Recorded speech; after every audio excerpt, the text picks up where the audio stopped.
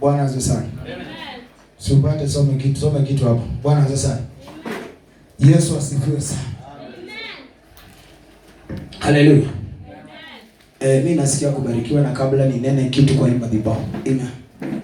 Nataka our host kwanza akuja atuambie karibu. Tunaweza kuwa tumepiga kelele lakini host bado ashatuambia mkae nje. Karibu Pastor Pamela, pigia Pastor Pamela makofi. Pigia Pastor Pamela makofi kwa nguvu. Piga vigeregere. Huyu ndiye amefanya tukanyange hapa. Amen. Kwa hivyo anaweza kuwa mrefu, huo urefu wake uko na utukufu na unameni. Amen. Si rahisi kuhost maeneo haya, na akasema kuwe madhabahu. Si kawaida. Amen. Inamaanisha ladies wakisimama kwa Mungu vizuri wanatumika zaidi hata kuliko wanaume. Bwana asifiwe. Amen. Amen. Nasema ninaposema hili nimpatie mic. Amen. Huyu ndiye hapa. Amen. Yeye ndiye hapa. Ukija hapa pita kwake. Unapita kwa pastor, ule pastor ni jirani yako. Msalimie kwanza pastor. Msalimie. Mshaipatana? Oh, amejihubiri bado. Amen. Sasa huyu ako pale na mwile na wewe uko hapa. Amen. Sasa tunapita Queen tufike hapa. Bwana sana. Amen. Nasema ninaposema hii, Pastor Pamela tunashukuru sana. Simfanye hivi. Fanye hivi kwake. Semeni baraka zimwagike kwake kama mvua.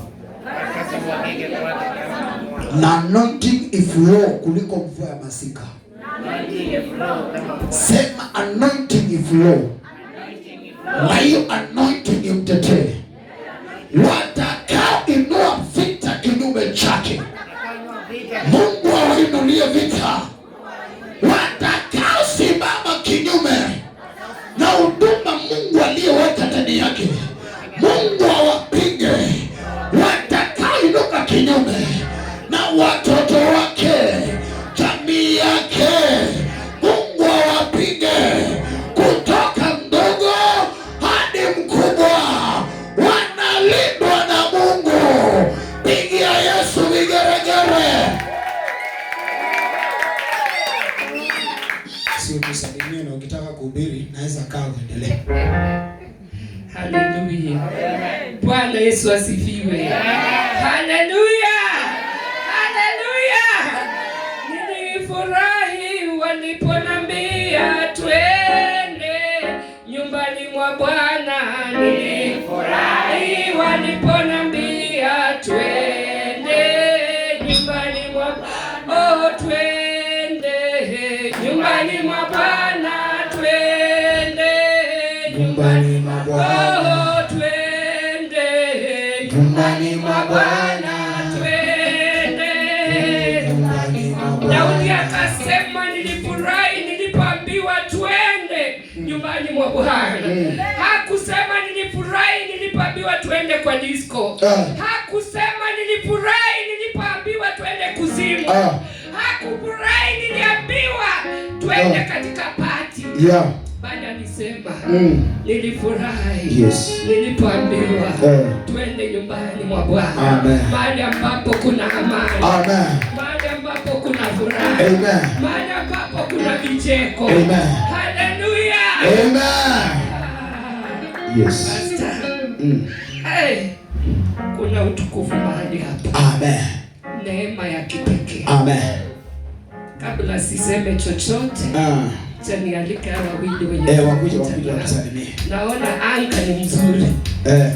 Watu wa maeneo haya kuja, hata Jacqueline wa Jobu kwenye na wao. Wewe kuja na wao. Hao ni wao wote ni wao. Kujeni hapa. Twende nyumbani mwa Bwana. Twende nyumbani mwa Bwana. Nyumbani mwa Bwana. Twende nyumbani mwa Bwana. Nyumbani mwa Bwana. Nyumbani mwa Bwana. Nyumbani mwa Bwana. Wacha tuanze na huyu. Alafu tuanze na twende kwa dadangu. Kuna mchungaji mahali. Hata yasimame. Awapi? Ndio huyu hapa. Good. Msichana tunapiga na injili. Thank you. Thank you. Pastor Ken yako wapi? Aya, twende. Bwana asifiwe. Amen. Bwana asifiwe tena. Amen. Mimi nimefurahia kufika hapa siku ya kwanza. Mimi naishi hapa Rongai, Church Road. Nilipoambiwa na Pastor Ken nakuja kufungua kanisa, nikamwambia asikose kunipitia. Lazima nifike nijue penye huduma inafunguliwa. Amen. Naye nilipomwambia hivyo amenifuatilia asubuhi akaniambia wako kwa barabara wanakuja, nikasema lazima tuungane na yeye. Amen. Ken akiwa brother yangu. Mimi nikiwa namba 8 huko mwisho kwa vijana 9. Sasa mimi ni kama mama yake. Sasa msione niliwaeka sana hapo kwa stage. Juu lazima angenisubiri tu. Sawa, mbarikiwe sana. Amen. Huyo kama ujuaki Pastor Ken. Kwa majina najulikana kama Jacqueline Wehona. Kwetu ni Western. Wehona. Western. Na kwako kuna tofauti ya kwenu na kwako. Na kwako. Kwangu ni Meru. Amen. Na kwetu ni Western. Pigia Yesu. Sister Ken. Amen. Thank you. Watu wa Mungu, Bwana asifiwe. Amen. Asifiwe tena. Amen. Haleluya. Amen. Yaani leo ni siku ya furaha. Nimefurahi. Amen. Shetani amejaribu kutupika vita. Lakini kwa imani hajeweza. Yes. Kwa sababu nikiwa Sister Pamela ni sister yake yani mkubwa ananifuata nyuma. Yes. Na tunampenda Bwana Yesu. Na Yesu ni mwokozi kwa maisha yetu. Na tunapenda kazi yake. Yes. Na sisi ni watu wenye yani tuseme tunapenda kufanya kazi ya Mungu. Na wakati siku ya leo, wakati imefika hii siku, kwa sababu ni siku ambayo tulikuwa tumeitarajia, tukiombea na Mungu ametenda. Bwana asifiwe. Yes. Hii siku tunapanda mbegu ambayo inaitwa mahindi, mbegu ya Mungu, mahindi ya Mungu. Na tunajua kwa imani itaenda kumea katika jina la Yesu Kristo. Yes, itaenda kumea. Yes, kwa sababu yale Mungu ametupangia ni mengi. Na kitu tu jambo kuu ni kumuomba Mungu. Na ataibika. Shetani ataibika kwa maisha yetu. Yes. Yani tumemweka nyumbani. Yes. Mkuje. Pigia Yesu na tuchanganyikiwe ndani ya Yesu. Yeye tu mbarikiwe. Kwa majina ni Catherine Shai. Catherine Shai. Amen. Mamake Madam Eva, wale unamjua, yeye mamake. Karibu sana. Amen. Hallelujah. Amen. Pastor Mary. Ni rafiki. Amen. Na pia ni kiongozi wangu. Amen. Chea. Na Yesu ni Bwana. Amen. Hajaniambia kitambo.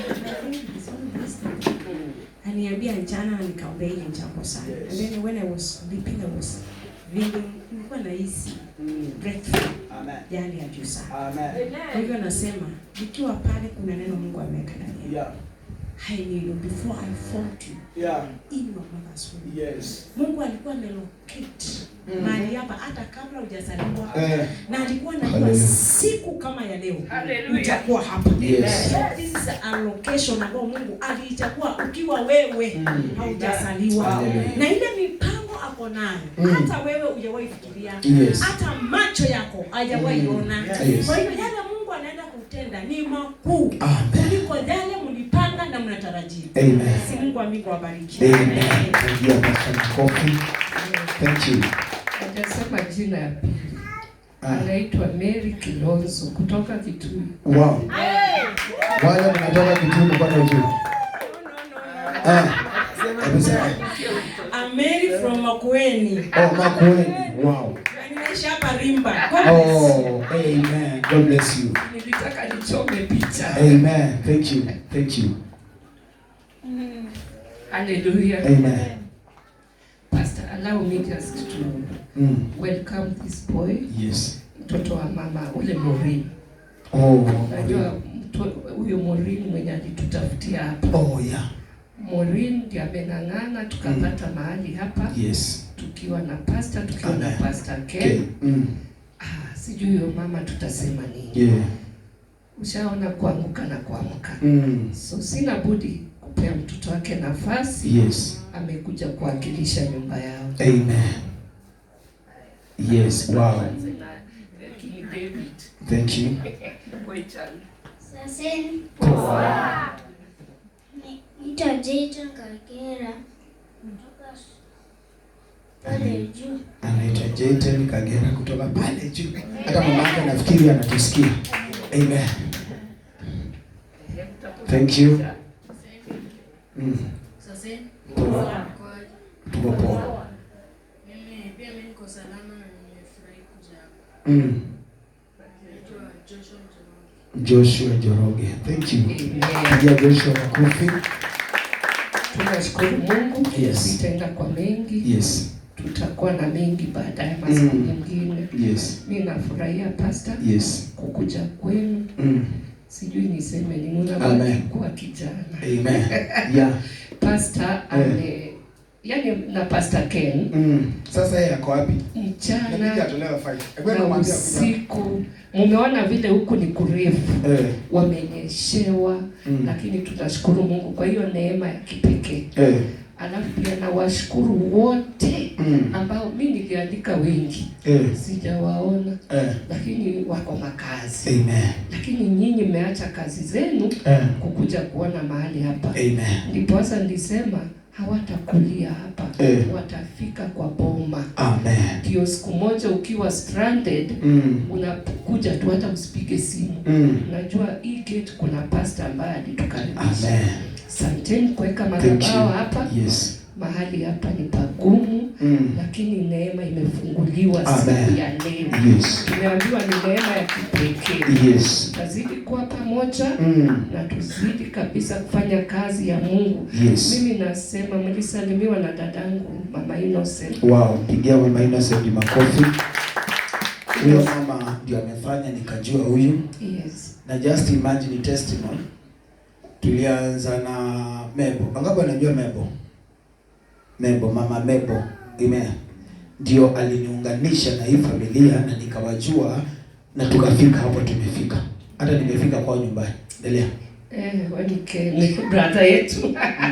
Sasa saa hizi Mungu atusimamishe bado nafikiri ni kanisa ya pili nikiwa mmoja wa kupanda. Bado tunaenda mahali inaitwa Joronyoro. Sema Joronyoro. Sema Joronyoro. Good.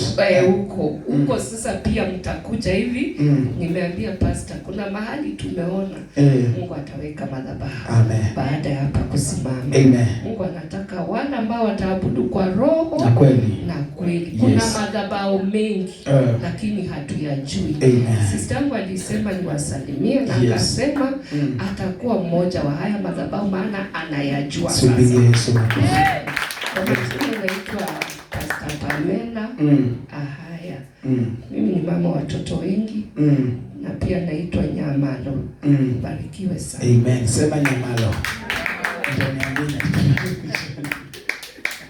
Pigia Yesu makofi. Kutembea kwingi. Kutembea sana kuona. Na kujua. Umejua nini kufika hapa?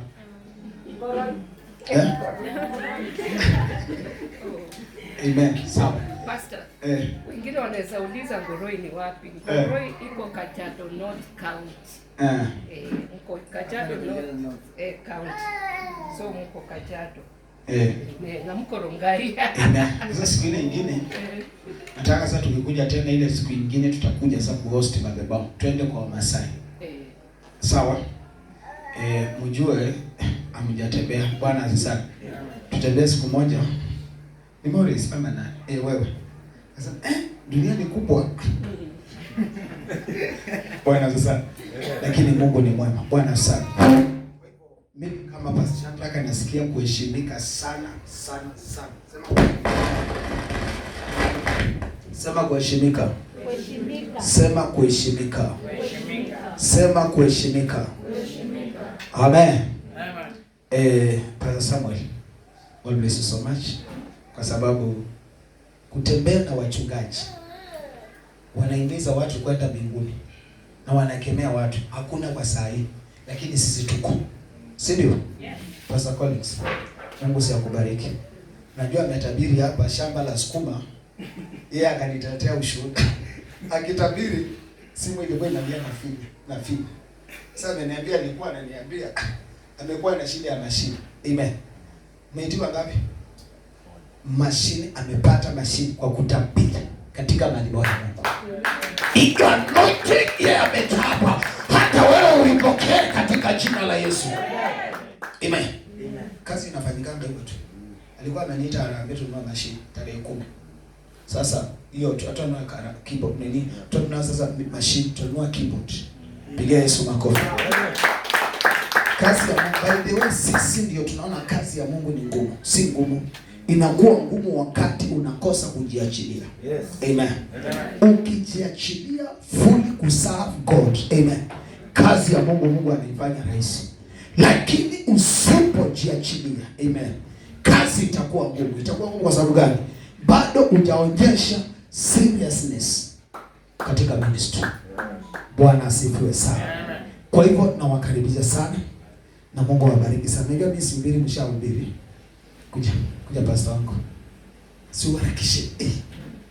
Masaa sasa hivi masaa yetu ni mbaya. Haya twende tusalimie. Bwana Yesu asifiwe. Bwana asifiwe tena. Mimi nimeokoka, Kristo ni Bwana. Yes. Nasiti kukaa ndani yake. Haya anakaa ndani yetu. Bwana asifiwe. Amen. Mimi nimefurahia kukua mahali hapa. Bwana asifiwe. Na vile tumepanda mahali hapa. Bwana asifiwe. Najua huenda ilikuwa ule mchi ambao ulikuwa na maji machuku. Bwana asifiwe. Yes. Lakini siku ya leo tumekuja tumeweka chumvi. Bwana asifiwe. Amen. Itakuwa maji matamu. Yes. Hayatasaa mapaoso. Bwana asifiwe. Yataenda kuwa madhabahu ya uponyaji, ya ukombozi, ya ufunguzi, ya baraka. Bwana asifiwe. Watu watapokea miujiza mahali hapa. Bwana asifiwe. Yes. Barikiwa sana. Amen. God bless you. Hawa kile Simoni Same. Simoni Same. Kile Simoni Same. Morris. Simoni Same. Simoni angali. Simoni Same. Piga Yesu makofi. Amen. Mimi sina mengi hapo, tumefika. Nataka tu tuangalie neno tu katika kitabu cha Ezekiel 16. Ezekiel 16. Ezekiel alikuwa nani?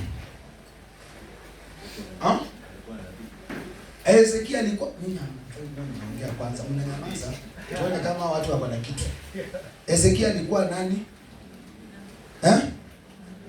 Alikuwa nabii. Major prophet ama minor prophet? Anahesabiwa kwa timu gani? Major. Good. Sasa si tumetabiri. Sasa nini? Na Biblia ndio yetu kutabiri. Si ndio? Sawa. Ezekiel nasoma nini msomi?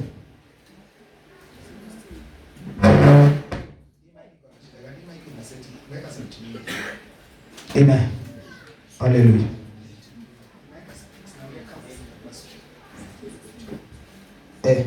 Ezekiel 16 verse number 1.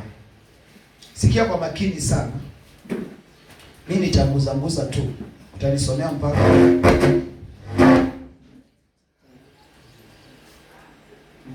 mstari wa 6. Soma. Ezekieli 16. Haya. Ezekieli 16 kuanzia penyewe.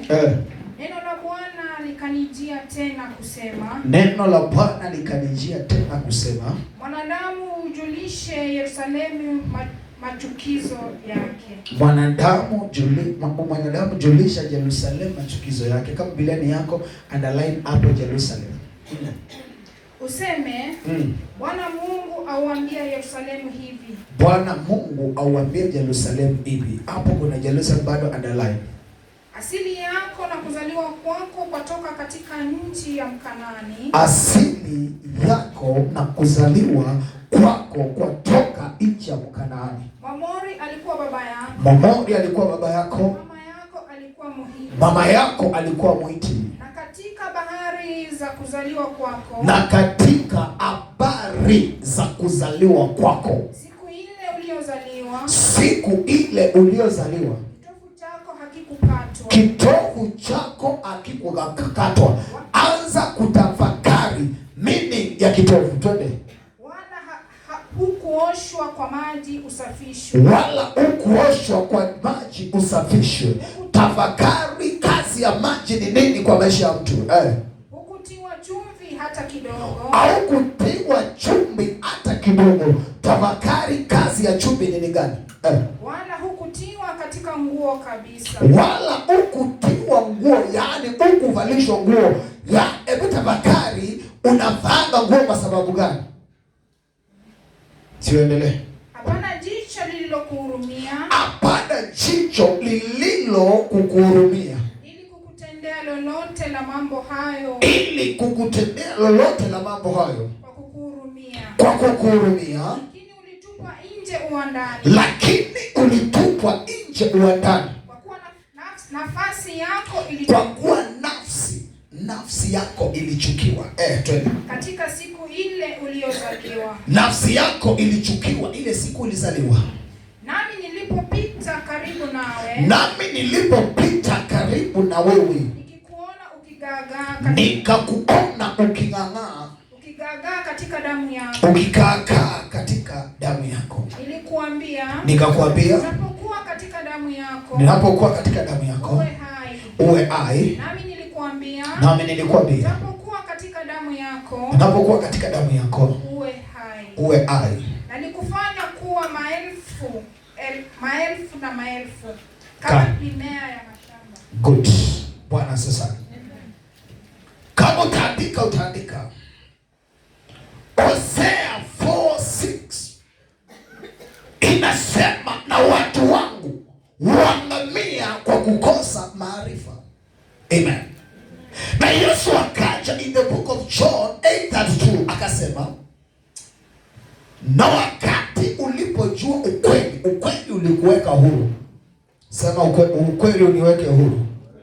Hapa kuna secret ambayo Mungu ananena na nabii Ezekia akijulisha Yerusalemu machukizo yake. Sema amen. Nataka unisikize, tutachapa kwa ufupi tu lakini najua utapata point. Amen. Kitu cha kwanza hapa tunaona nabii anaitwa Ezekia. Na tunaona mji unaitwa Jerusalem. Jerusalem ni mji wa Mungu. Amen. Na Jerusalem kama ni mji wa Bwana, kumeonekana hali ngumu katika mji wa Jerusalema. Kumeonekana bila hakuna matokeo, hakuna mafanikio katika mji wa Jerusalem. Lakini walikuwa wanakesha, walikuwa wanafunga, walikuwa wanatoa zaka zao, maisha yao ibadilike, lakini haibadiliki. Ni kwa sababu ya nini? Ni kwa sababu kuna mahali hawajatoka. Patia Yesu makofi. Kuna mahali hawajatoka kwa sababu Biblia inasema ya kwamba Ezekia naambiwa enda waambie huyo mji wa Jerusalemu asili katika asili ya kuzaliwa kwao. Asili ya kuzaliwa kwao. Amen. Inatokana katika nchi ya Mkanaani. Ukisoma kitabu cha Deuteronomy 7, Mungu anasema ya kwamba nitayafukuza mataifa 7 yenye nguvu kukushinda wewe. Na taifa la kwanza linatajwa ni taifa la Kanaani. Amen. Sasa wewe Jerusalem, yani hapo nimekuambia underline jina Jerusalem, hiyo ni wewe. Mungu anaongea na wewe. Bwana asifiwe sana. Mungu anaongea na maeneo haya. Amen. Mungu anaongea na anga ya eneo hili. Amen.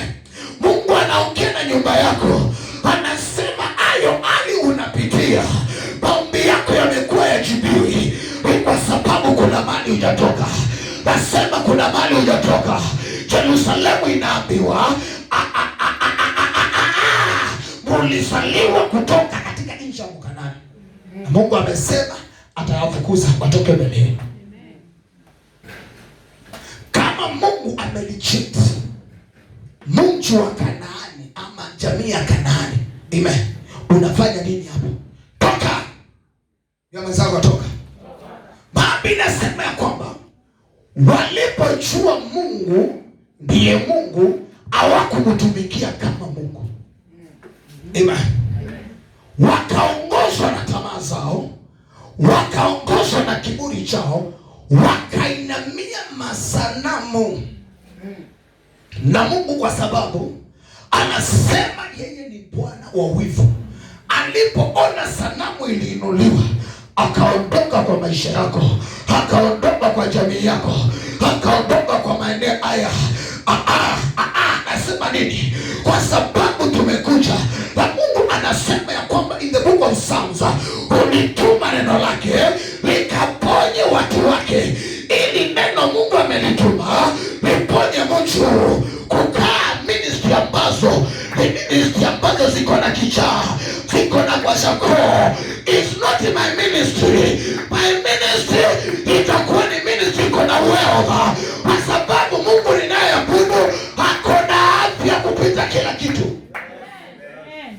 Ministry itakuwa inakaa kama kama itakufa kesho. Sio hii, ambia mzako sio hii. Mwambie sio hii. Hata ndoa yako sema si yako, itakufa. Sasa ilikufa kwa sababu hawakupatia Mungu kipaumbele. Lakini word of deliverance and the healing in this area, I prophesy, pamoja na watumishi wa Mungu, pamoja na manabii, pamoja na mitume, pamoja na walimu, pamoja na wachungaji, tunatangaza hii itasimama na italeta effect kubwa in this area. Patia Yesu makofi. Sasa Bwana anaambia Jerusalem, mulitoka katika nchi ya Kanaani. Amen. Mwamori alikuwa baba yako na mama yako alikuwa Mwiti. Kazi iko hapa. Siku yenye ulizaliwa, kitovu chako hakikutoka tu. Kuna mtu leo uko hapa, madhabahu yako inakufuata hivi, na unasema nimeokoka naenda mbinguni. Na wakati imefika time ya Roho Mtakatifu sasa kukubadilisha, vitu zinabadilika, mambo inaanza kuwa tofauti. Kwa sababu ya nini? Kuna mahali hujatoka na unapaswa kutoka. Hatuwezi tumikia Mungu tukiwa tumefungwa na madhabahu za kijamii. Amen. Lazima tutoke, Mungu atutumie. Daudi hajakuzwa kwa baba yake. Daudi amekuzwa pale kichakani na Mungu mwenyewe. Juu wako na mtu mwingine alikuwa na kondoo. Daudi alikuwa na kondoo, na pale kulikuwa na ndugu na simba, ndiye alikuwa na fight na wao. Amen. Amen. Na wakati Daudi aliqualify vita ya kwanza ya ndugu, amen, akaenda na qualify ya pili ya simba, ya tatu anaenda na qualify kwa ngoni yake ya nne ni Sauli. Amen. Amen. Na history ya David ikachange. Patia Yesu makofi. Mimi napenda wakati nafunza hii mambo, unasikia word of deliverance, word of deliverance and healing ministry. Usipopata hii neno, ukitupati na hii upati. Patia Yesu makofi.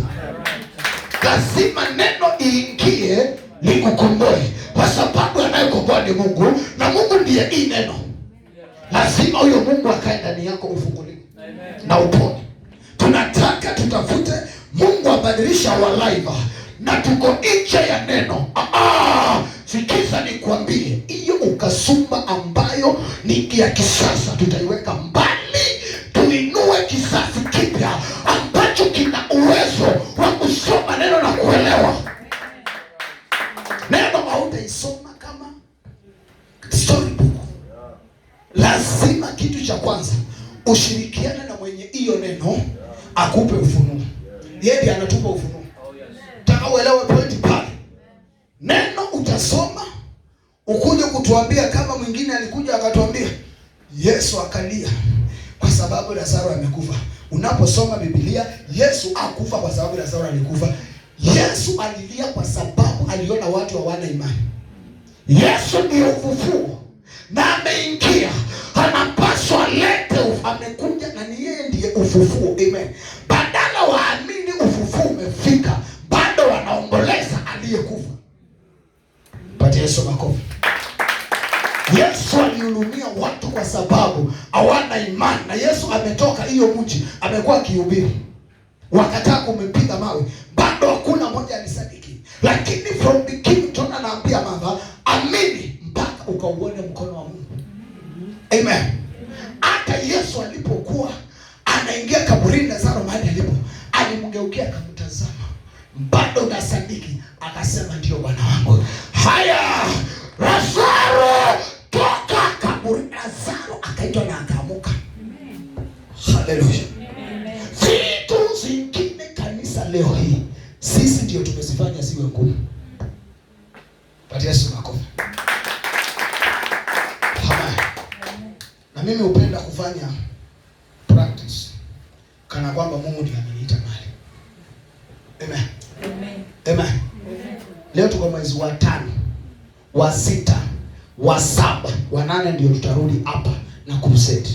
Amen. Na kama Mungu ndiye alitumana hii endle ya guru hii inaitwa kibali, sikufiche watu watakuja, wataflow hapa kwenda kwa crusade, kuendea waliogonjwa, waliopagawa, walioteswa na nguvu za giza, kwa sababu hatuko tena chini ya vifungo.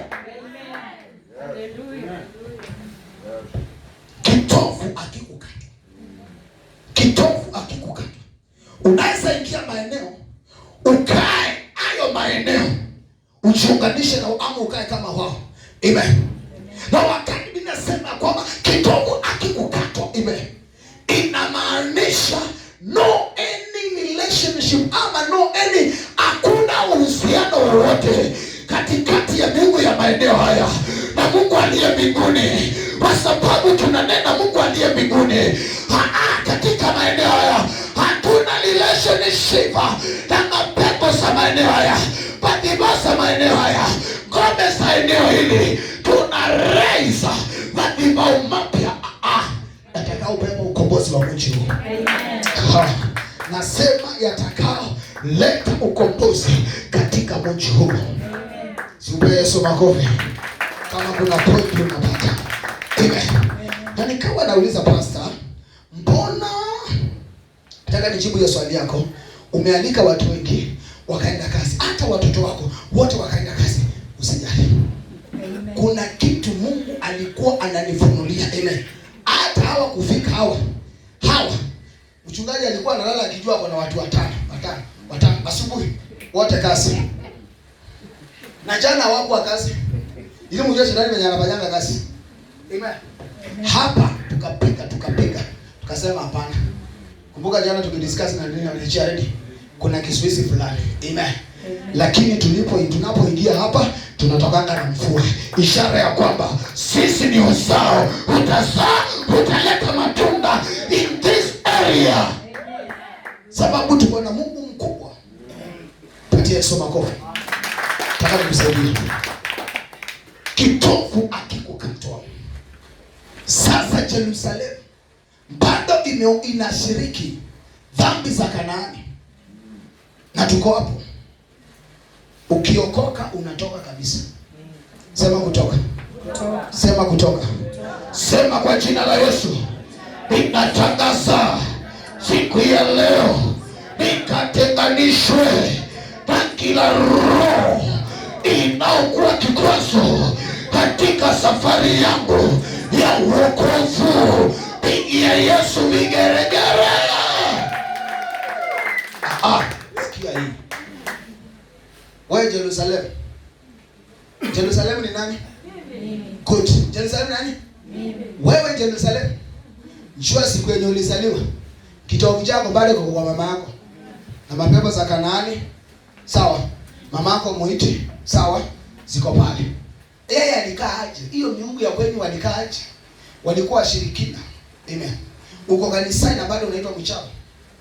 Hiyo ni roho iko kwa anga. Na inakufuata. Amen. Na uko na hasira kupita hata mchawi. Kwa hivyo inamaanisha usipokata kauna uamue, kesho utakuwa mchawi. Amen.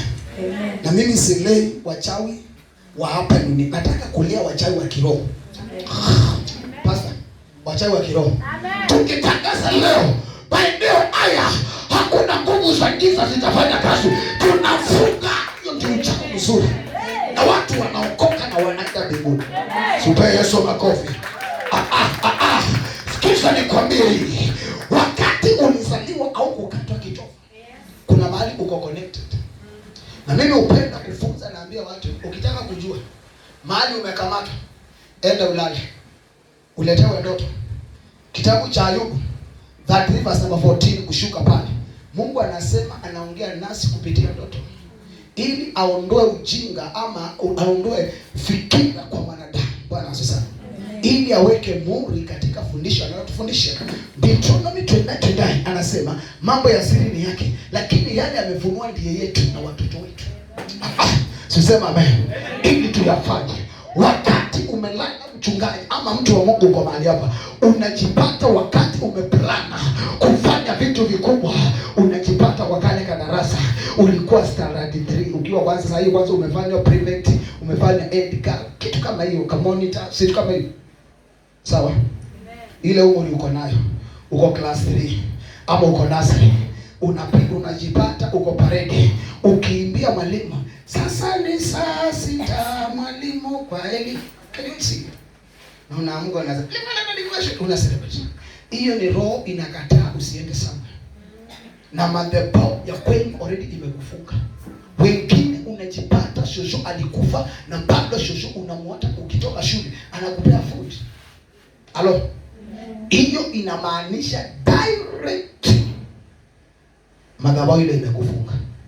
Na katika kutumikia Mungu usipovunja hiyo roho, amen, na usipojiseparate from that spirit, amen, hakuna siku utashika barabara vizuri. Uende barabara utakuwa unaenda kitu inakuwa unaibika, unaanza wapi, unasonga, unaanguka, unaanza wapi. Kisha basi unasema mume ukipandwa leo hapa, umoleo upandwa hapa, kesho hapa au nanga afya. Bwana sana. Leo hatuna afya kanisani kwa sababu tuliokoka, kwa sababu wewe uliokoka kwa sababu ya mtu mwingine au kufanya decision. Amen. Na kwa sababu au ku make real decision, ndiye sababu unaona wokovu wako unabebwa na pastor, unabebwa na intercessor. Alo.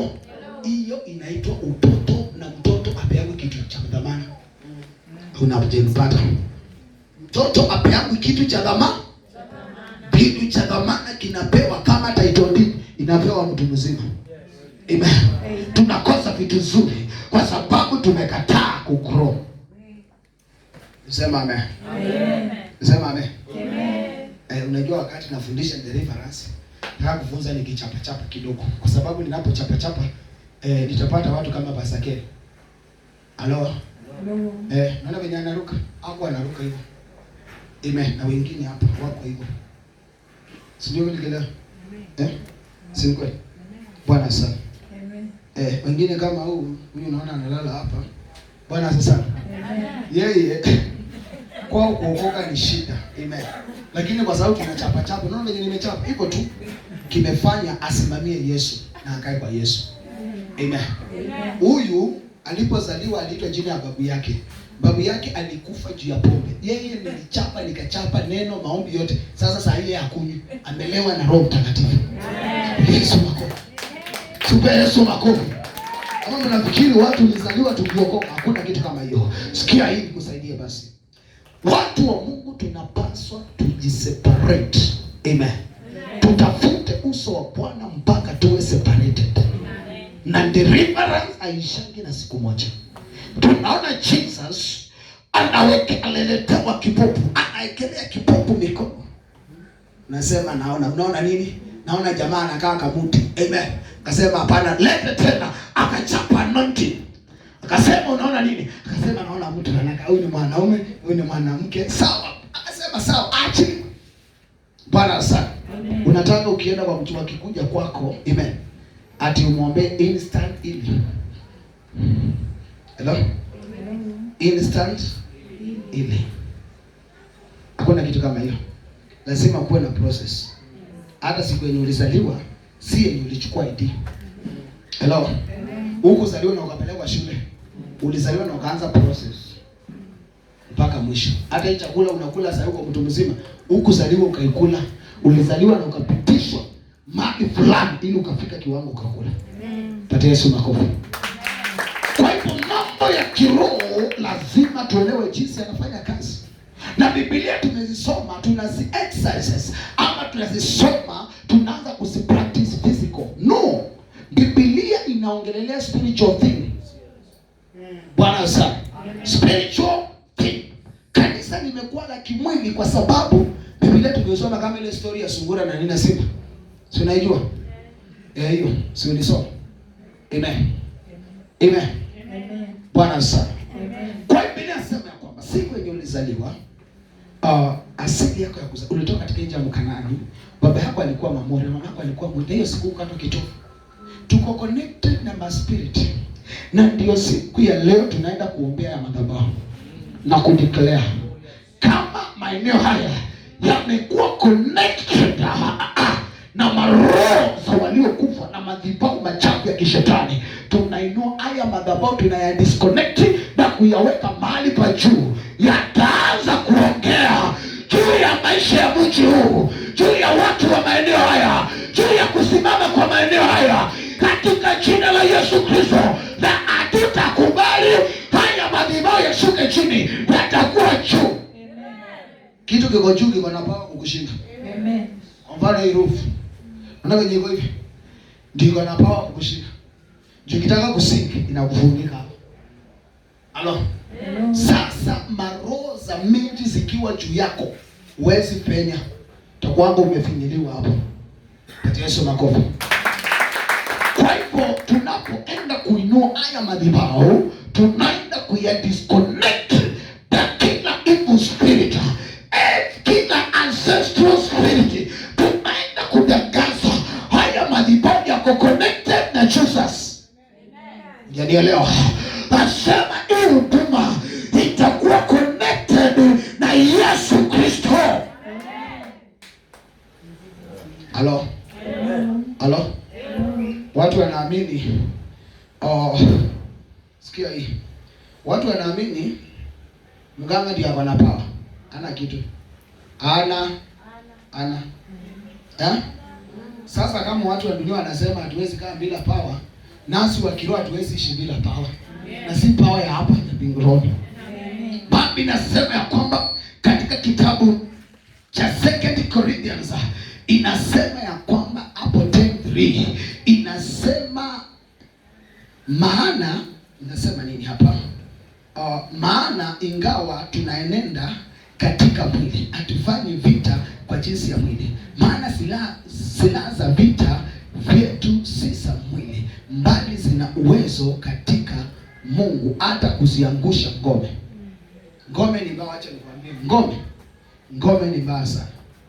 Bwana sana. Sisi ngome yetu ni Yesu Kristo. Mhubiri anasema, Proverbs anasema, jina la Bwana ni ngome imara, wakati mwenye haki anaikimbilia anakuwa salama. Sawa? Sasa ngome yetu ni Yesu Kristo. Na walio wa dunia wako na ngome zao, na ndio wanazitumia kutupinga. Sasa tusipoangusha hizo ngome zao, amen, tutaendelea kushindwa kila wakati. Umenipata? Umenipata? Mama, baba yako uko connected. Baba yako, mama yako, amen. Sikia hii. Mimi nasema huko katwa kitofu. Amen. Yaani uwezi jikalisha, uwezi fanya decision. Wamama, mtoto akiwa tumboni, si anakula tumboni kupitia kitofu cha nani? Juu wako connected. Sai spiritually tuko same. Ndio unaona maisha yako ibadilike. Mama yako venye alisafa ndio unasafa. Pastor. Baba yako venye alisafa ndio unasafa. Watu wa kweli venye walisafa ndio unasafa. Why? Because you are connected somewhere. Unapaswa utoke hapo. Uwe connected na Jesus. Nasema uwe connected na Jesus. Amen. Jesus ana any relationship na nguvu za giza. Hakuna mahusiano hata moja pale. Patia Yesu makofi. Ninasema yani au kukatwa kitovu wala au kuoshwa. Watu ni wachafu. Na mtu mchafu hata yeye mwenyewe anajisikia hata akinuka anaanza kujireject. Sawa? Anajua jana sikuoga kwa hivyo siwezi kaa katikati ya watu. Asubuhi sijaoga siwezi kaa katikati ya watu. Why? Nanuka. Sasa unajipata huwezi kaa mahali palipo na baraka zako. Mahali Mungu alikuahidi huwezi kaa. Why? Juu wewe ni mchafu unanuka. Tuseme amen. Amen. Amen. Amen. Leo hii na kuombea kwa jina la Yesu Kristo. Kupitia damu ya Yesu na maji yaliyotoka bafuni mwa Yesu ya kusafisha leo upate kibali. Patia Yesu makofi. Pointi lingine pale. Ukukatwa kitovu, ukuoshwa kwa maji, sawa? Pointi la 3 pale bila sema haukutiwa chumvi. Ulifunza vizuri sana ile siku ya chumvi. Amen. Chumvi number 1 ina preserve. Baraka zako zinadumu. Sawa? Yes. Tu hauna roho ya kumaintain your blessings ikae kwako. Baraka leo ukipata kazi leo, unafanya leo, kesho unarudi. Unaambiwa kuna kazi wahi. Unaanza kusema, ni yule jirani nilikutana naye nikamuongelesha, nasikianga anakuanga na mkosi mbaya. Ndio nimeangukia. Unachukia mtu bure na wewe ndio shida. Sasa nikusaidia. Hesabu 23 inasema hakuna uchawi wala uganga katika nyumba ya Yakobo. Wala uchawi. Ukiona mchawi anakuja kwako, uko na kauhusiano na yeye mahali. Kuna mahali anapitia. Halo? Kuna mahali anapitia.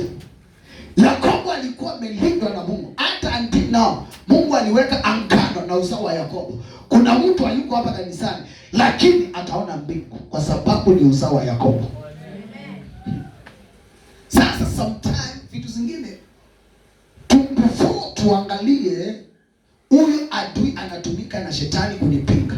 Kwanza jiangalie wewe, nilitoka kwa madhabahu yetu. Kwa sababu ya madhabahu walikuwa wanaitwa. Sawa? Ukabani. Kimo ndio sio makwina, kunywa na ukumbuke ulioacha. Sikia hiyo. Ukumbuke walio nao kina sio pia kina makwina sijawahi waona hata babangu aje na wanatajwa na walikufa na wanaimbiwa ati wakumbuke sisi tuko hai. Something wrong. Patia Yesu makofi. Lazima kama unataka uishi wokovu uko na lapa, lazima ukubali kutoka. Ambia mazako kutoka. Mwambie kutoka. Mwambie kutoka. Hiyo lazima upende usipende. Sema amen. Chumvi haiko ndani yako. Baraka haziwezi kaa. Mboko nayo leo kesho imeisha. Sawa? Leo uko na afya hadi imeisha kesho. Umekuwa mtu wa kupata poteza. Pata poteza. Why? Hauna roho ya chumvi kwa anga yako. Sijakwambia wewe uchukue chumvi uanze kutia kwa maisha. Hiyo naongea mambo ya spiritual. Amen. Yes, spiritual. Bwana sana. Amen. Mji wa Jericho vile ulitufunza. Ulikuwa maji ni machungu. Amen. Amen. Lakini ukaitwa chombo kipya. Amen. Sisi ni chombo cha Kristo. Yesu aliye ndani yetu, kuna test ametia ndani yetu, ile salvation ya kweli na imani safi. Amen. Sasa sisi ndio tunapaswa tubadilishe mji, si mtu mwingine. Haleluya. Na hiyo ndio tatizo tuko na. Una waste pesa badala upelekee mtoto school fees. Unakimbia huku na huku na huku na huku na huku na huku. Unaenda kusema niangalilie. Uko na ujinga mwingine ambayo si wa kiwango chako. Tena niwaambie kweli. Kwa sababu huyo Mungu unaenda kutafuta, uko naye huyo Mungu. Unaenda kutafuta nini? Si utafute Mungu vile inafaa. Uona akijibu maombi yako. Halo? Halo? Na ndio sababu unaona watu wamekuwa disappointed, wame lose hope na wachungaji na makanisa ya kiroho. Wamerudi kwa dini. Sababu ya nini? Ujinga umekuwa mwingi. Bwana asifiwe. Amen. Kwa hivyo usikose chumvi kwa anga yako. yako ama kwa spirit yako direct, baraka zako hazidumu. Kushika kitu kinaenda. Bwana sana. Amen. Chumvi namba la pili, chumvi ni dawa. Kinaleta ili mji wa Jericho. Chumvi. Amen. Amen. Kuna upotaji wa amani. Kuna mtu anahitaji amani tu ibaki za hili. Huwezi pata kwa sababu badala ya chumvi uko na poison ndani yako. Huwezi ishi maisha ya furaha. Bwana asifiwe. Si kama unanipata. Na kupeleka hivyo ni kuonyesha kitu. Amen. Sikia hii. Chumvi badala iwe na taste, change imekuwa poison. Na mnajua poison kazi yake nini? Kumaliza. Bwana sana. Amen. Kitu ukikipata leo, hata udekelewe restoration miaka 10 na wachungaji hata wawekelee miguu. Hata wakuchukua kutumbukiza kwa tangi ya maji. Watumishi wa Mungu. Kuna kitu inabadilika. Hakuna rejesho hata kidogo. Why? Huyu mtu badala awe chumvi iko na taste, alichange akawa poison. Kitu kukiliwa na poison kukirudisha ni ngumu sana. Bwana sana. Amen. Jambo lingine, nimesema chumvi ni dawa. Amen. Jambo lingine la chumvi huwaleta taste. Amen. Amen. Chakula hata ipigwe chakula gani na haina chumvi, au utasema utamilia chakula. Lakini chakula ukiweka chumvi, haleluya, utasema hiyo chakula kilikuwa kitamu. Maisha yako leo hii haina taste. Haina taste. Umelia machozi iliisha kwa mwili. Bwana sana. Why? Hauna chumvi kwa spirit yako. Ambao chumvi ikuletee taste in your life. Ndoa uko nayo haina taste. Wewe ulitafuta ndoa. Sasa imefika kiwango mama analala chini ya miguu na wewe chini ya miguu. Miguu kwa miguu. Piga Yesu makofi. Wewe ulitafuta mwanamke wa kukuoa. Badala uoe mwanamke ulioa mwanaume mwenzio. Halo? Halo? Mwanamke ulitafuta mwanaume wa kukuoa. Lakini badala utafute mwanaume wa kukuoa upate, ulitafuta kitu kingine ndio buffalo mbo. Patia Yesu makofi. Buffalo. Na kazi yake ni nini? Buffalo ni ile iko na ngonganga huko na huko. Yaani hakuna kitu kinaweza kaa karibu na yeye. Kila kitu yote inaenda. Patia Yesu makofi. Nikimalizia. Sema amen. Nikimalizia. Chumvi kiwa na taste, adui haizi kaa karibu na wewe. Amen. Tulifunza tukaambiwa mali nyoka ziko tia chumvi zitaenda. Kwa hivyo nyoka ni ule ibilisi, unamjua vizuri sana. Ndio nasema. Huyo ibilisi ni nyoka wa zamani, sawa? Kwa nini anatesa maisha yako? Amen. Kwa sababu hakuna chumvi kwa spirit yako. Patia Yesu makofi. Kwa hivyo wacha kuchukia watu bure. Watu hawana shida.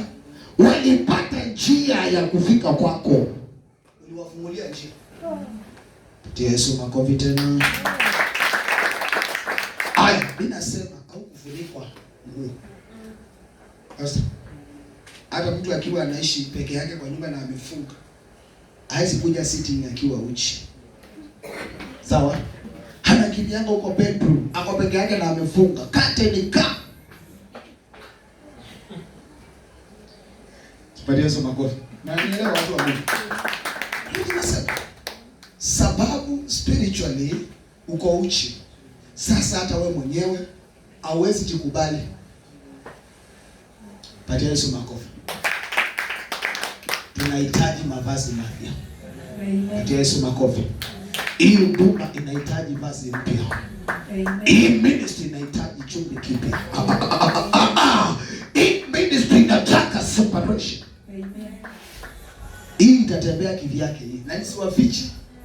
Tupatie huu mji 1 month. Hii mji utabadilika, kutakuwa na mijengo, uone watu wameanza kubarikiwa, barabara iwekwe lami. Kwa sababu ya nini? Tumeingia maeneo na tumeingia tukiwa na test. Haleluya. Watu waanze kuokoka, simama kwa miguu yako. Watu waanze kumkubali Yesu. Watu waanze kusema Yesu ni Bwana.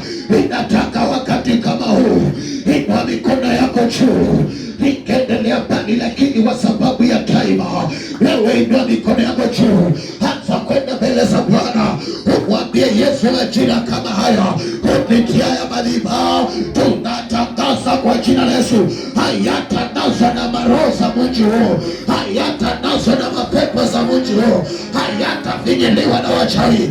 Haya ndiyo yataleta ilina, wagonjwa watapona, kansa zitapona, presha zitaisha, magonjwa ya pendi zitaachilia watu, roho ya mateso itaachilia watu, laana itaachilia watu, shida ya ndoa, vijana kuangamizwa na madawa za kulevya. Inatangaza kwa jina la Yesu. Ribakatarababenda rakatatarabakato eketegarabasenda itakuwa na mwite Bwana. Tangaza mahali hapa, tunanena nguvu za Mungu. Tangaza mahali hapa, tunadeclare new meeting, tunadeclare new power, we declare new power, we declare new grace, we declare oh sharaba kataya katika jina la Yesu. Inatangaza mahali hapa, watu wakapone, wasikapate amani, misingi ya Kikristo ikaonekane maeneo, biashara zikapone, biashara zikapone katika jina la Yesu. Waliofungwa na mariboro za ulevi, miadarati, tunatangaza majira haya kupitia ya madhabahu, tunakausha hiyo roho ya miadarati, roho ya ulevi, yote twakausha. Wachawi na waganga ambao wataki kuona watoto wakiishi kwa njia ya amani, inatangaza kwa jina la Yesu, hiyo roho ninaivika, hiyo roho ninaitoa, hiyo roho ninaipinga, hiyo roho ninaishoma katika jina la Yesu Kristo. Na kila mkuu wa anga unena maeneo haya, ninamupinga kwa jina la Yesu. Inaachilia makombora, inaachilia makombora, inaachilia makombora, ikitangaza Mungu ndiye hai, Mungu anaishi, Mungu anaitawala, Mungu anaitenda makuu, Mungu anaitenda miujiza, akaonekane mahali hapa katika jina la Yesu. Watu wa mji huu inatangaza wataselebrate, wataselebrate, wataselebrate. Roho ya umasikini maeneo haya haitakuwa na nafasi, roho ya kuasi, oh my God, haitakuwa na nafasi, roho ambao my Father ni ya vifo vya mapema, inatangaza kwa Yesu, hiyo roho haina nafasi katika jina la Yesu, katika jina la Yesu, katika jina la Yesu, katika jina la Yesu. Tunasali Bwana, tunasali Yesu, tunakutangaza mahali hapa, tunakuinua mahali hapa kama vile nyoka wa shaba. Wakati wa Musa ameinuliwa, wote walitazama yule nyoka wa shaba, walikuwa wameua na ule nyoka alikuwa, zile nyoka zilikuwa za chini. The Bible says walikuwa wakiua, wanatazama nyoka ya shaba. Inatangaza yeyote atakayemtazama Yesu hatabaki vile tena, yeyote atakayemwita Bwana hatabaki vile tena, yeyote ataunganika na haya madhabahu hatabaki vile tena, yeyote ataunganika na huu ushirika maisha yake itabaki vile tena, katika jina la Yesu.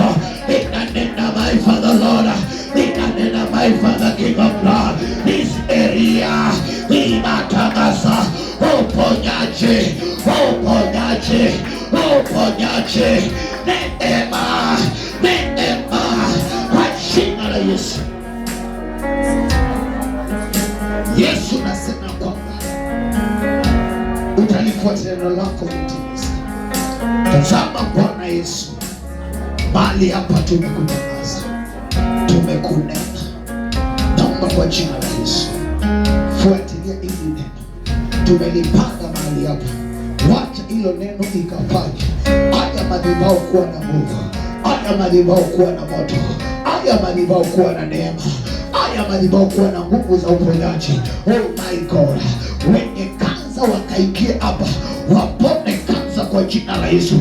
Wenye ukimwi wakaikie mahali hapa, wakapone ukimwi. Wenye presha wakaikie mahali hapa, presha iwachilie. Watu wa stoko ikawaondokee. katika jina la Yesu. Yeyote ataingia mahali hapa akiwa na hitaji, Baba ninaomba Yesu kampe majibu katika jina la Yesu. Baba ninaona ya kwamba aliyejiconnect na wewe ama alitokwa na damu ya 12 alipogusa vazi lako ugonjwa wote ulikauka.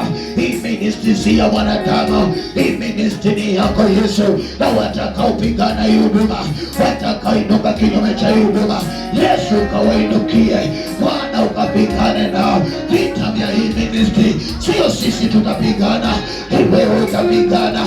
Kile tutafanya our duties in this minister, tutafanya our duties. Oh my God, ili mtakatifu wa watakatifu ukapate kujichungulia ushukani mahali hapa. Wachawi na wakanga, washirikina wamezoea minisikino maeneo haya, wanaziendea kwa wachawi baharini ili wasimalize hata kae jaribu hii. My Father Lord, wacha mtakatifu wa watakatifu kidole chako Baba kikapigane naye, kikamwandike akaipike kwa jina la Yesu.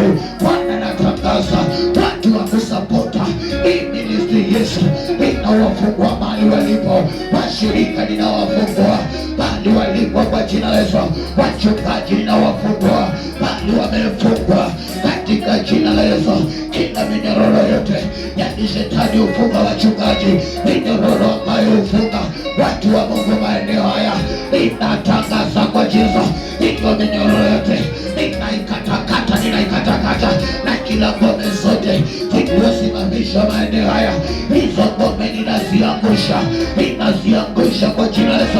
Ninaangusha kila ngome, ninaangusha kila ngome, ninaangusha kila ngome, ngome za wachawi chini kwa jina la Yesu, ngome za wakanga ninaziweka chini, ngome za mizimu yote chini, ngome za majini chini kwa jina la Yesu, ngome za manabii wa uongo chini, ngome za kila aina ya demons yote chini katika jina la Yesu.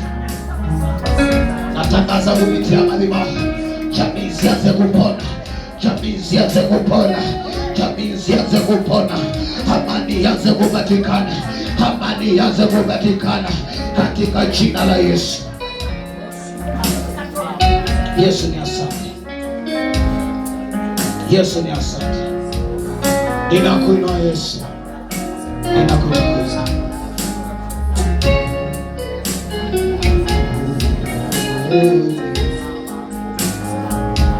Ni wewe tu Bwana, ni wewe tu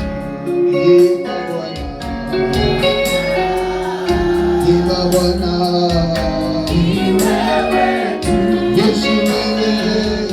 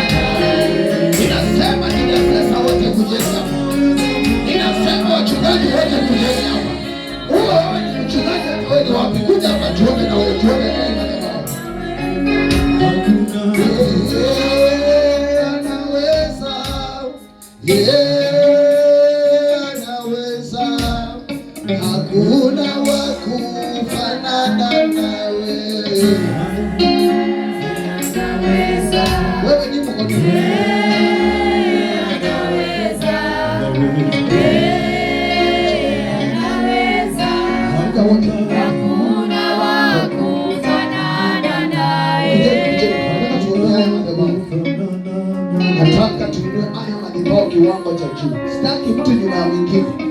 Waimbaji nyuma naweza maintain pale tu. Naweza hapa. Nataka tulikilie power ya Mungu katika haya madhabahu. Amen. Tuhakikishe nini anaona kuona nini? Kama hujajijua. Sawa. Hakikisha. Nataka tuombea madhabahu.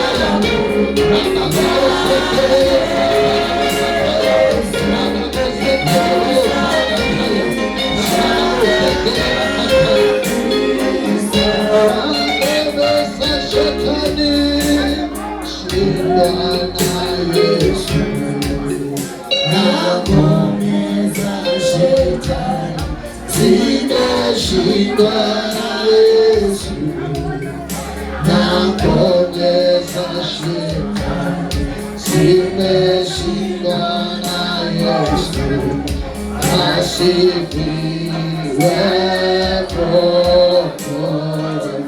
Imangome katika jina la Yesu Kristo, tunatangaza in the name of Jesus that dedicate this house hapa na anointed nation katika kotakatifu hapa natangaza hii nyumba ikaitwe nyumba ya wabarikiwa, nyumba ya watu wanainuliwa, nyumba ya neema, nyumba ya upako. Inatangaza kwa jina la Yesu, tunainua madhabahu yako Bwana Yesu, yatakaye proteka watu wa mji huu, yatakayoleta uponyaji wa mji huu katika jina la Yesu, watakayoleta fujo katika mahali hapa kupigana na kazi hii. Inatangaza kwa jina la Yesu, kwa uwezo na mamlaka Yesu umenipatia. Inatangaza kwa jina la Yesu, Bwana wakutane na nguvu zako, Bwana wakutane na mafuta, Bwana wakutane na mafuta. Inatangaza mlipuko wa ibada, ibada ya kweli, ibada ya haki, bali hapa kwa jina la Yesu. Watu wengi kupitia madhabahu wakaone mbingu, watu wengi kupitia madhabahu wakapone, wakatestify power ya Mungu kwa jina la Yesu. Katika madhabahu yamekuwa yakiongea maeneo haya, inatangaza kwa jina la Yesu, hayo madhabahu hayatakuwa na power, hayatakuwa na uwezo. Haya ndio kutoka leo, madhabahu yako Yesu yatanena maeneo haya katika jina la Yesu.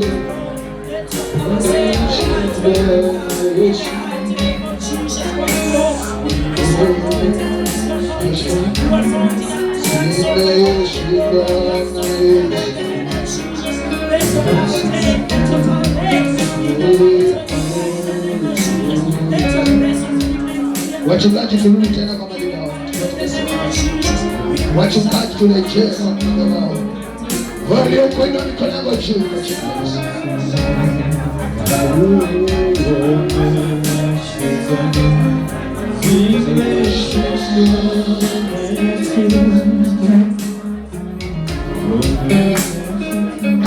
Maisha yangu Bwana, tawala maisha yangu Bwana, tawala ewe Bwana, tawala maisha yangu Bwana, tawala maisha yangu Bwana, tawala ewe Bwana, tawala maisha yangu Bwana, tawala maisha yangu Bwana, tawala utubai Bwana, tawala Yesu, tawala utubai Bwana, tawala ewe Bwana, tawala mahali hapa Bwana, tawala Yesu, tawala mahali hapa Bwana, tawala ewe Bwana, tawala watu wako Bwana Yesu, tawala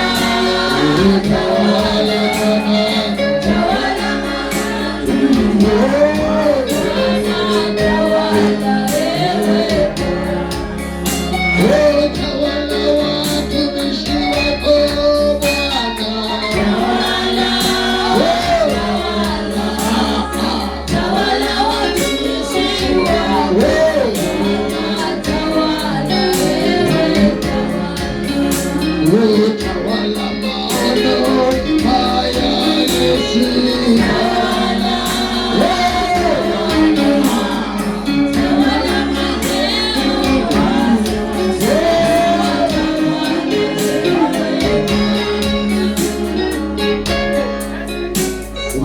Tukiwa tumetulia hivyo kwa jina la Yesu, nataka ni declare kutoka leo kwa jina la Yesu,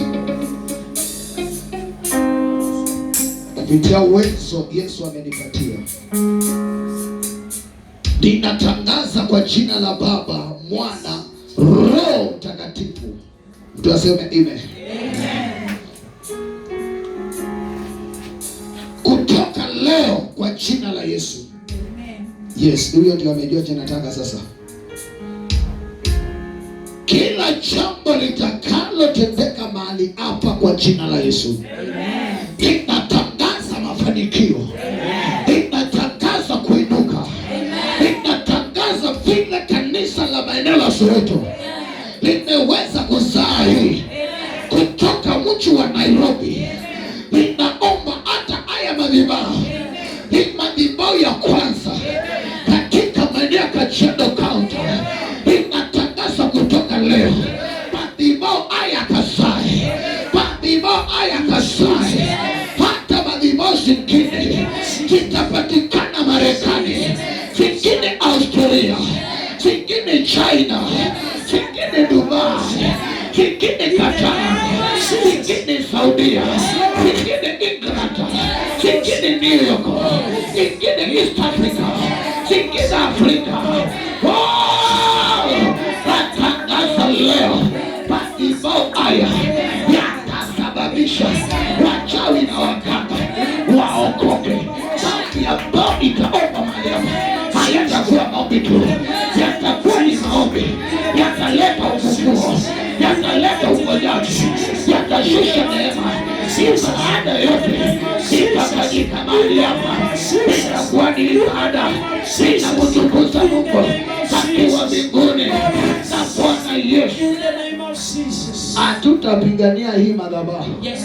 Baba, tunatangaza nguvu zilizo kwa hii madhabahu, wacha haya madhabahu kutoka leo yaanze kupigana, yaanze kujipigana.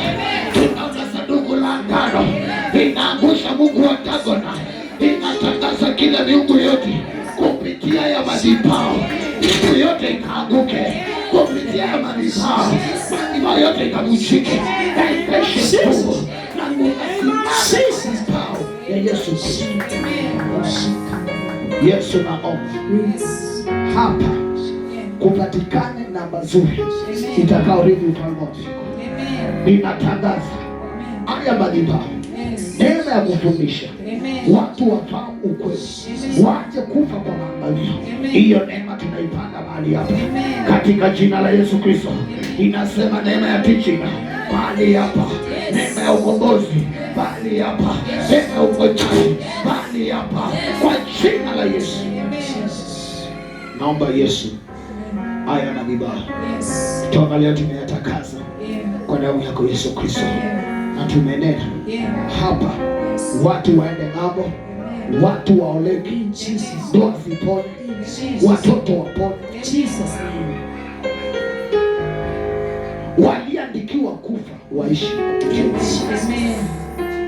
Natangaza kwa jina la Yesu, waimbaji wakubwa watoka kwa madhabahu, wataingia kwa matelevision, wahubiri watakao ingia kwa matendo, wapande ndege wakahubiri nchini, watoke kwa haya madhabahu katika jina la Yesu Kristo.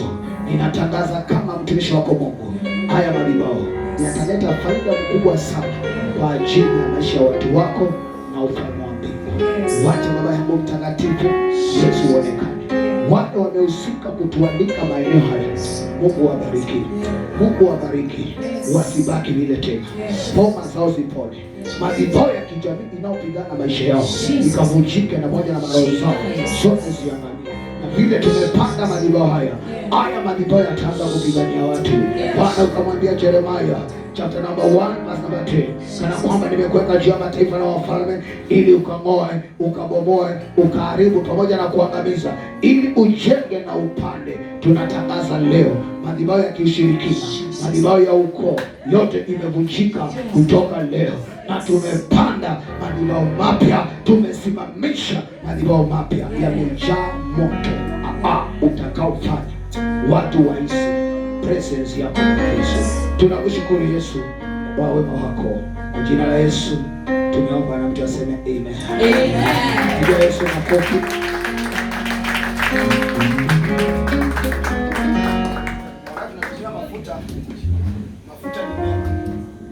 Mafuta ni neno.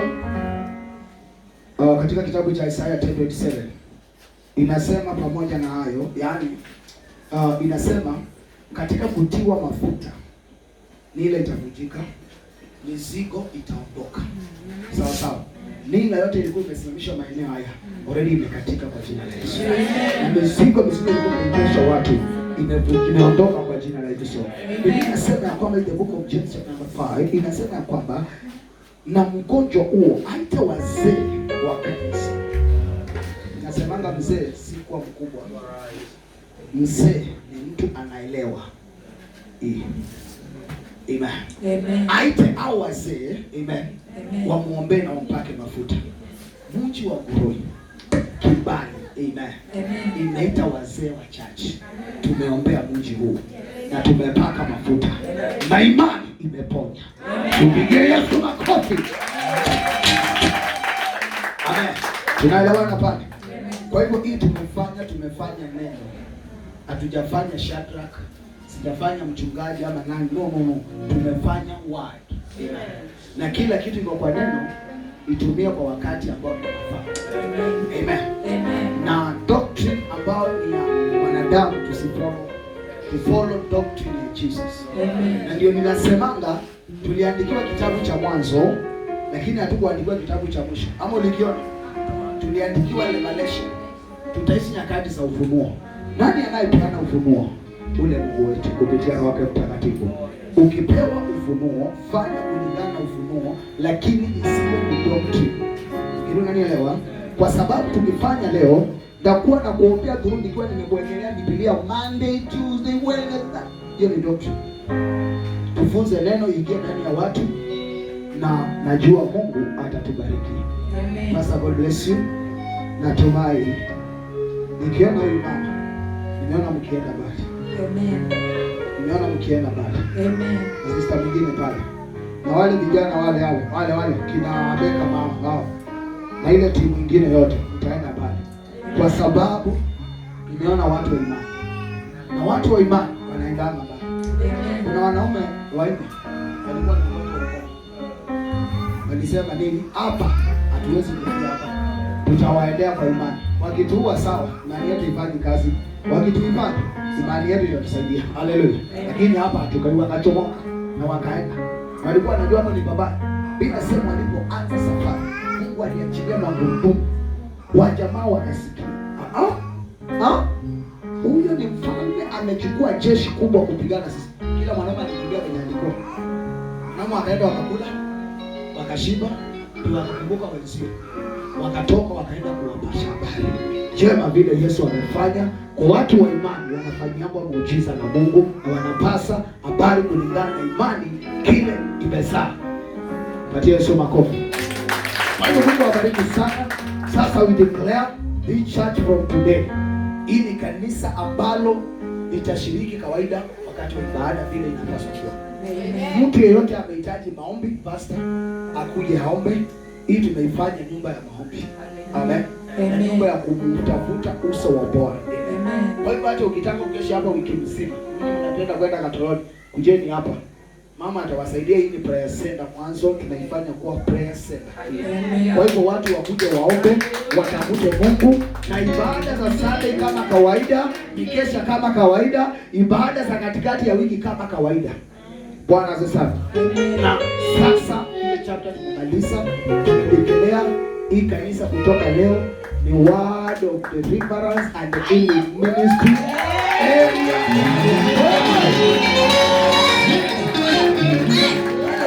Tumedekelea tunatoa hivi kile tumeagree hapa mbinguni ndio.